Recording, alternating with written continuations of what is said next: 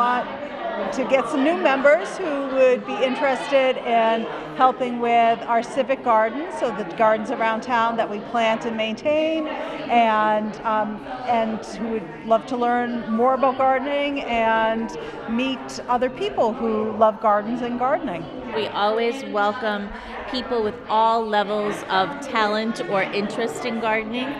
So sometimes people are a little hesitant to join us thinking that we are all master gardeners, and we're absolutely not. It's just that we enjoy gardening and we enjoy planting and we enjoy experimenting and learning from one another.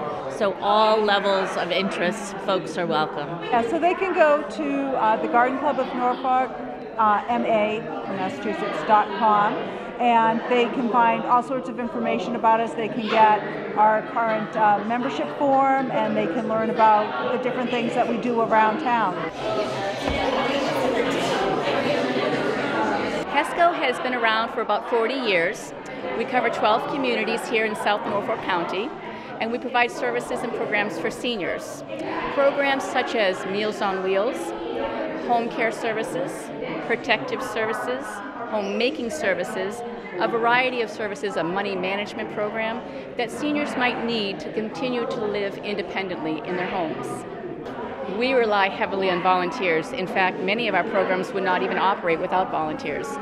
Our biggest need for volunteers is for the Meals on Wheels program.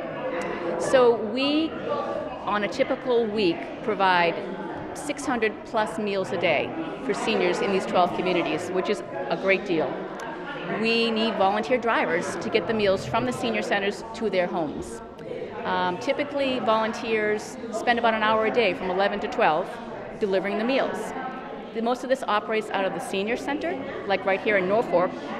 Volunteers would go to the senior center, pick up a group of meals and a route sheet, and say, okay, you're going to go to these 10 stops, please drop off the meals, knock on the door, make sure they're home, and that's all there is to it. A meet and greet, and you walk away and deliver your meal. We'd love you to reach out to our website is HESCO, HESSCO.org.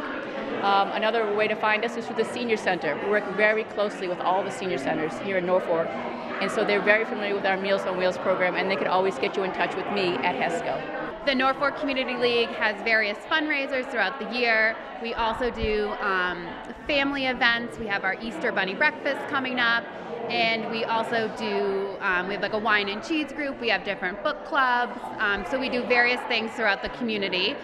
Most of the money that is raised goes back into the community, so we give out grants to various organizations during the year, Norfolk Baseball, the schools, and things like that. We currently have some openings on our board, and then we're always looking for volunteers to help us out during our fundraising events and our different family events throughout the year. If people want to learn more about how they can become involved in the Norfolk Community League, they can visit our website, www.norfolkcl.org, or they can email us at info@norfolkcl.org. Joining the Norfolk Community League is just a great way to get more involved in your community and meet people. I personally was new to town when I joined and have met a lot of people, and I've really enjoyed my time with the Norfolk Community League. Norfolk County RSVP is part of a national program of retired service volunteers placements, and what we do is we match adults that are 55 and older with volunteer opportunities around the county. Those opportunities are usually very closely associated with the pressing needs of the local communities. We have a range of opportunities that they can get involved in, ranging from food security, Meals on Wheels and food pantries, to veteran activities, driving for veterans or receiving rides from veterans, to the medical appointments. There are a lot of other areas, friendly visits, and they can be elementary school classroom assistants. It's a wonderful program. They can put in an hour a week or 10 hours a week. So one of the programs that we are very proud of, that we want to make veterans aware of, is our Rides for Vets transportation program. We have a volunteer network of adults that will take veterans to and from their medical appointments at no charge. It's a wonderful program. We encourage veterans that have difficulty getting to their appointments, either because they no longer drive, they're physically incapacitated in some way, or they are a far distance away, to call us and set up their next medical ride to a VA hospital, to any other medical appointments they may have. At the same time, we are very much interested in looking for drivers, veteran drivers. You don't have to be a veteran, but you have to be wanting to drive veterans. There has to be something you care about. We could very much use drivers to help with our program. So if you are interested, please call us at RSVP or check out our website at norfolkcounty.org/RSVP. I currently represent the Medical Reserve Corps, which is actually a national organization that helps with community, business, and individual emergency and disaster preparedness. So kind of working through the local level to make people understand what they have to do to become more prepared in case there's an emergency, anything emergency. We take any and all comers, so anybody that can help, direct traffic or set up beds or help feed people or, do intake shelter forms, things like that. Anybody can be part of the Medical Reserve Corps. So we belong to the Region 4A, so if they actually kind of Googled Medical Reserve Corps Region 4A, they will come up with a whole website on the state of Massachusetts about the Medical Reserve Corps and what we do. It's a great organization. It's people that are interested, again, in making sure that people are planning ahead, making sure that you have information together, a kit that you might put together with paperwork or medication, contact information, where to go in case of emergency. And then my big push is always for the pets, because the state understands that people won't leave their home in case of an emergency if they have to leave their pets behind. So I work with a number of different organizations at the state level through my veterinary community about making sure that all shelters have accessibility for pets to come to. We spent all year collecting books from people, and the books we collect, we go through them, see which ones we can actually resell and use again. We actually give some to the library because the library is always short on books. But the whole idea is to raise money on selling these books, and the books we sell for $1, 50 cents, $2. It's not very much. We build a lot of revenue from them because we have a great town that gives us tons of books. And all the money that we gain from that, we put back into the library. First off, we got to tote books. They go back and forth. We have some folks that drop them off at the DPW, the transfer station, and we have a shed there that's ours. People put books in there that we can use. We take those, we go through them and sort them. So they got to be carried over. We go through them, we sort through them, we clean them up, we wash them, we package them, and then we store them. So they got to go back to our trailer for storage. That's huge. And then our book sale, which is really big. We have a lot of people that show up. It's almost 1,000 people that came last year. And they're setting up tables, setting up books, unpacking boxes of books. You probably have close to 1,000 boxes of books. Moving them, lifting them, figuring out.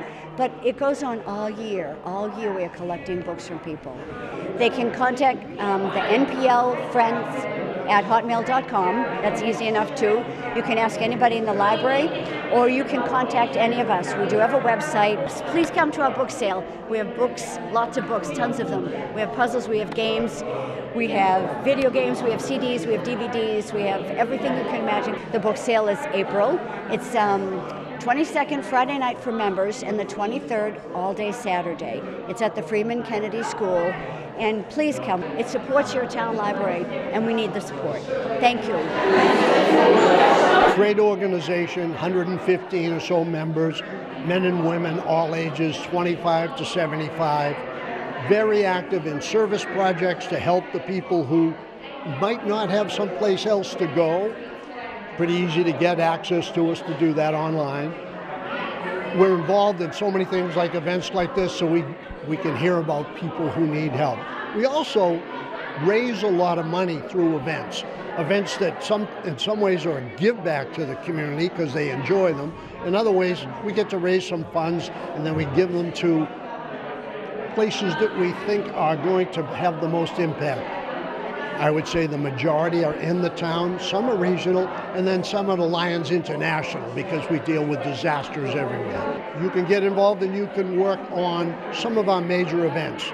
Kind of going chronologically, in September, October, we do a haunted train ride. Basically, we have kids go through, this time in their car, they used to be on a train. We have it all set up and we entertain them and scare the pants off them, and they have fun doing it, and the parents love it. We do a Santa parade. Santa comes down the street. They do, at the end of it, they go to the library. They come in, they sit on Santa's lap. It's a very touching thing. Sometimes they have caroling. We also do a thing called Making Spirits Bright, which takes place right outside here. They go around the school and all parts of the school are lit up with little, I call them scenarios of Christmas or winter. Beautiful, a lot of nice lighting. Then we roll into, around this time of the year, we would normally have run a chili fest in this building, which is a great time because we have country western or what do they call it, square dance music, and a little chili bake-off. All the major vendors in town do that. We move along, you're into the spring, we're doing Field of Flags, which is a really touching thing. This town gives a lot of money. You put a flag in, represents someone that you know. Put 1,000 flags. We have sometimes the commandant of the USS Constitution will come and speak. Then we go in towards the end of the year, we're into the summer because we don't do as much in the summer, and we do a thing called Community Day at the Holmes Plantation or the Holmes facility over on Myrtle Street. They are wonderful benefactors. They let us use their place. And it's basically a community day. All sorts of little bands and dancing and you name it. Touch a truck. It's just a really good day. That's a big give back to the town. And in between there's what we call it, talent things. We do scholarships. So you can participate in any of those. Whatever your skills have, oh boy, we need them, I'm sure. Or you can say, I really want to maybe touch people personally. Well, I'm the service manager. We do so many things, most of them private, because the people who need the help want their privacy. And I can tell you, for me, I'm doing this because I love doing this. I've met so many people who are my friends now, who are over 75, in this town, over 75 years old, living on an income that I really stretched to do, maybe without their spouse anymore, maybe a little lonely. We get involved, we help them with stuff, we work with the people in the senior center, my friend Sherry, and what we try to do is also introduce them back socially into the senior center so they're getting more general support. But we do everything. We do their shovel snow, we mow their lawns, we put in the air conditioners, you name it, we do it. You can go on Norfolk, MA, from Massachusetts, NorfolkMALions.org. A website comes up, all sorts of information, and right away it says, we serve, how can we help you, or would you like to join? Type it in, myself or the president will be calling you right away.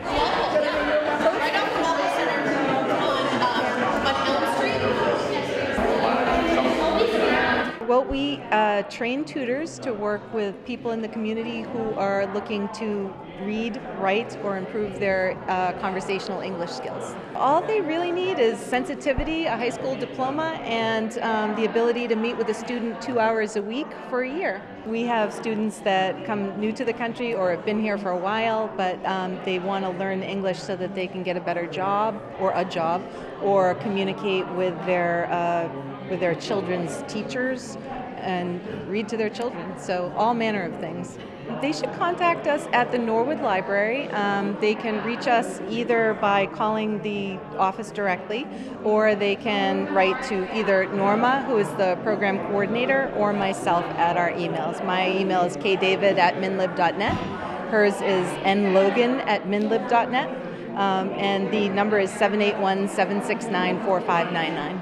We always have students who are looking for help, and you can make a difference if you know English. That's all you need to know. You don't need a skill with a foreign language or a background in education, just the willingness to help. Our organization accepts gently used furniture and household goods from the community and in turn distributes it to families or individuals coming out of homelessness.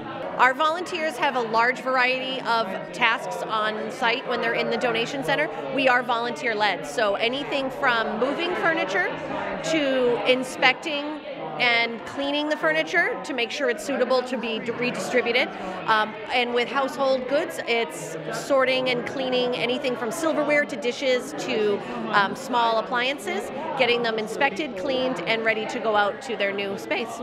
They can visit our website, which is www.newlifefb.org. And they can follow the prompts. There's a tab for volunteer, and they can see not only what the description of each volunteer shift looks like, but the days of the week that they're offered and how many slots are open that they can sign up for. On Saturday mornings at our warehouse, which is at 102 Elm Street right in Walpole, we offer an open drop-off where the members of the community can bring their household goods or gently used furniture to be dropped off for us.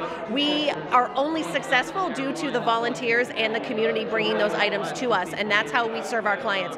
We do not fund the purchase of any type of furniture, so we are successful due to the kindness of the community.